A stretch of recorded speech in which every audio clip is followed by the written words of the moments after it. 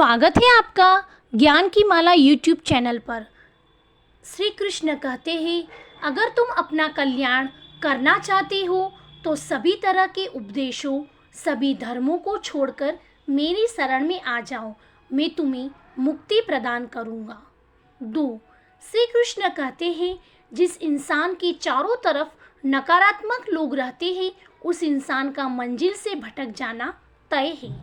3. श्री कृष्ण कहते हैं, जिंदगी में सब कुछ खत्म होना जैसा कुछ भी नहीं होता, हमेशा एक नई शुरुआत हमारा इंतजार कर रही होती है। 4. श्री कृष्ण कहते हैं, सुख दुख का आना जाना सर्दी गर्मी के आने जाने के जैसा ही है, इसलिए इन्हें सहन करना सीखना ही उचित है।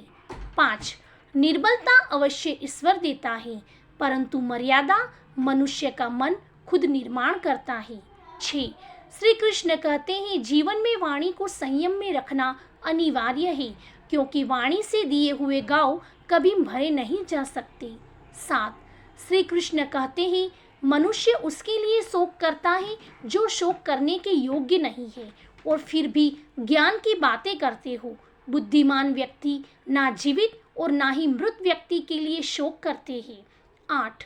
श्री कृष्ण कहते हैं, मैं हमेशा तुम्हारे साथ और तुम्हारे आसपास रहता हूँ, चाहे तुम कुछ भी कर रहे हो। 9.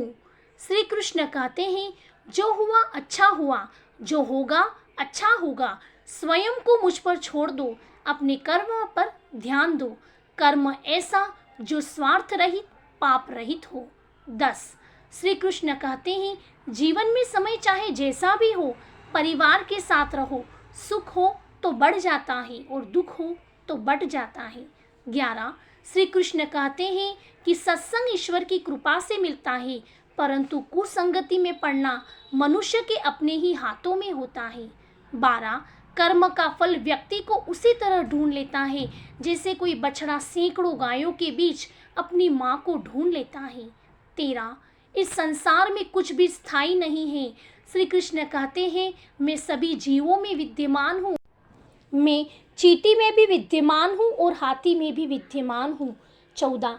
मेरे भी कई जन्म हो चुके हैं, तुम्हारे भी कई जन्म हो चुके हैं, ना तो मेरा अंतिम जन्म है और ना यह तुम्हारा अंतिम जन्म है। 15. व्यक्ति कर्म करने से कभी छुटकारा नहीं पा सकता है, इसलिए तुम्हें हमेशा कर्म करते रहना चाहिए, क्योंकि कर्म के बिना तुम्हारे शरीर का निर्वाह भी नहीं हो सकता है। 16. परिवर्तन ही संसार में स्थायी है, इसलिए परिवर्तन से भयभीत नहीं होना चाहिए। 17. श्री कृष्ण कहते हैं, जो लोग दूसरों की सहायता करते हैं, ईश्वर उनकी सहायता करते हैं। 18. जब यह संसार ही स्थायी नहीं है, तो इस संसार की कोई वस्तु कैसे स्थायी हो सकती है। 19.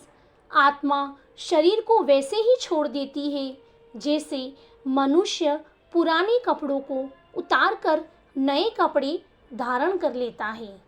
20.